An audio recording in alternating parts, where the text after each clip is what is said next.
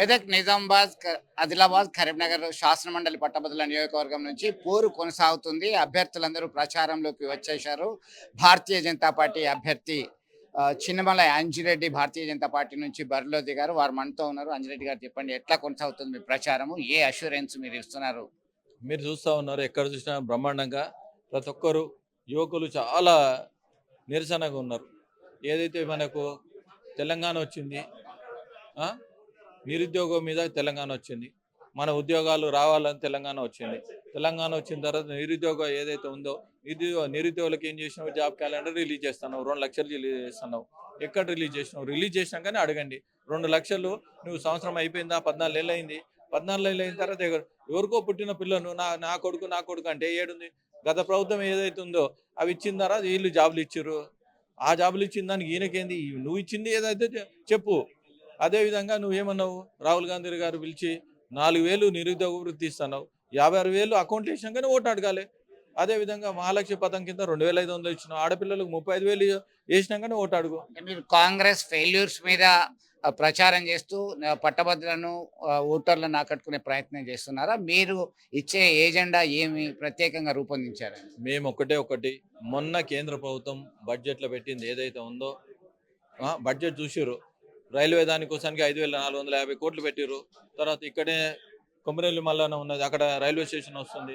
మొన్నటికి మొన్న మీరు చూసి సికింద్రాబాద్ చెర్లపల్లిలో ఎయిర్పోర్ట్ ఏ విధంగా అవుతుందో ఎయిర్పోర్ట్ రకంగా ఇంతవరకు హిస్టరీలో ఎక్కడ లేదు. ఎయిర్పోర్ట్ రకంగా తీర్చిదిద్దిన ఘనత మాది. తర్వాత అదేవిధంగా మొన్న ఇన్కమ్ ట్యాక్స్ రిలీఫ్ 12,75,000 పెట్టిన తర్వాత ఉద్యోగాలు వాళ్ళకు బెనిఫిట్ అవుతుంది, 1,00,000 నుంచి 1,50,000.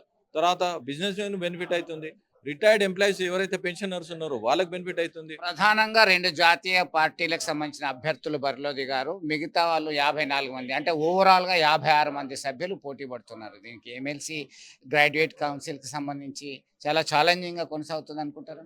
మీరు ఒకటి ఈ 4 ఉమ్మడి జిల్లాల్లో మెదక్ మేమే పార్లమెంట్ గెలిచినాం, కరీంనగర్ మేమే పార్లమెంట్ గెలిచినాం, ఆదిలాబాద్ మేమే గెలిచినాం, నిజామాబాద్ మేమే గెలిచినాం.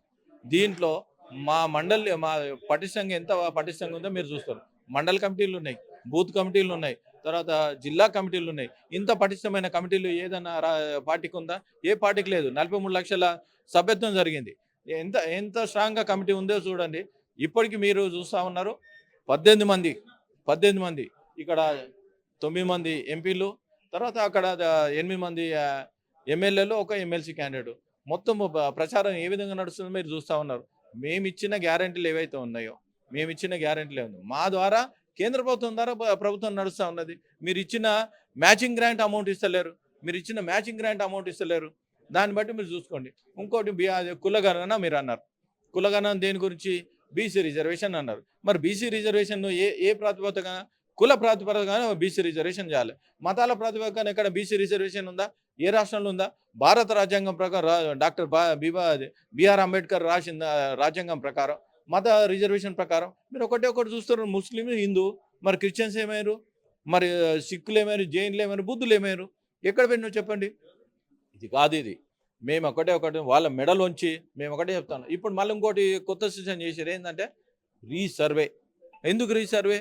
దానిలో కమిషన్లు కొట్టడానికి. రీసర్వే కాదు, సర్వేలో ఎవరైతే పాల్గొనలేదో వాళ్ళు మాత్రమే 16 నుంచి 28 వరకు పాల్గొనాలని చెప్తున్నారు. మీరు ఒకటి గుర్తుపెట్టుకోవాలి.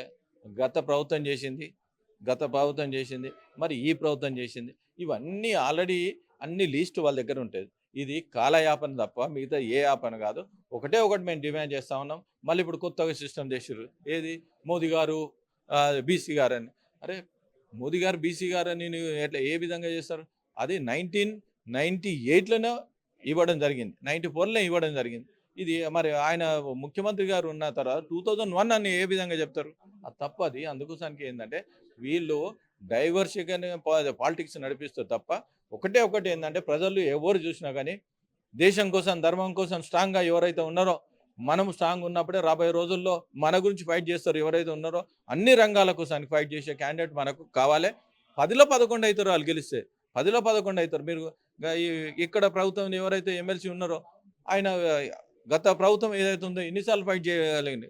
మరి ఈ ప్రభుత్వం వచ్చినాక ఒక్కసారి ఫైట్ చేయగలిగిరా? మీరు పట్టభద్రులు నిరుద్యోగుల పక్షాన మీరు పోరాటం చేసి మీ గళం వినిపిస్తారా? 100% వాళ్ళ కోసానికి ఏదైతే మేనిఫెస్టోలో పెట్టిరో వాళ్ళు పని చేసినంత వరకు మెడల్ ఉంచి పని చేపిస్తాను ఉన్నారు.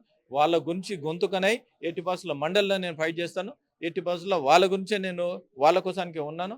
ఇంకొకటి కూడా నేను చెప్తా ఉన్నాను, రాబోయే రోజుల్లో మండలిలో గెలిచినాక వీళ్ళు ఇంటర్నేషనల్ స్కూల్ కడతా అని చెప్పారు మండలికి. ఒకటి ఎక్కడ ఇంటర్నేషనల్ స్కూల్ కట్టే దాఖలాలు లేవు. ఇంటర్నేషనల్ స్కూల్ కట్టాక మీరు అడగండి. మళ్ళీ రాబోయే రోజుల్లో మీ ద్వారా నేను తెలియజేసేది ఏంటంటే, నేను జీతం ₹1 తీసుకోను. ప్రతి మండల్లో ఈ వచ్చిన జీతంతో స్కూల్ను రెనోవేషన్ చేసి దానికి వాళ్ళకు చూపిస్తాను తెలియజేస్తాను. సున్నమేసే దిక్కు లేదు. మీరు ఇంటర్నేషనల్ స్కూల్ కడతాను మీరు తెలియజేస్తా ఉన్నారు. మీరు ఇచ్చిన మాట నిలబెట్టుర్రి. నిలబెట్టిన తర్వాత ఓటు అడగాలని డిమాండ్ చేస్తా ఉన్నాం. ఫైనల్ గా మీరు ఓటర్లకి ఏం మెసేజ్ ఇస్తారు? ఒకటి ఏంటంటే, ఓటర్లు ఆలోచించి ఓటేస్తారు మేధావులు అందరూ. వాళ్ళకి చెప్పిన మేము అవసరం లేదు. వాళ్ళు మేధావులు. ఎందుకంటే ప్రపంచంలో 5వ ఆర్థిక దేశం కింద తీర్చిన ఘనత మోదీ గారిది. ఇంకొకటి ఏంటంటే, ఇప్పుడు కొన్ని దేశాలు వితౌట్ వీసాతో మోదీ గారిని చూసి వితౌట్ వీసాతో పోతా ఉన్నాం. మీ ద్వారా నేను కోరేది ప్రతి ఒక్కరికి ఏంటంటే, ఆలోచించి కాంగ్రెస్కి బుద్ధి చెప్పాలంటే, నాకు సీరియల్ నెంబర్ 1 వచ్చింది. మొదటి ప్రాధాన్యత ఓటేసి గెలిపించాలి. భారత్ మాతాకి జై అని తెలియజేస్తాను.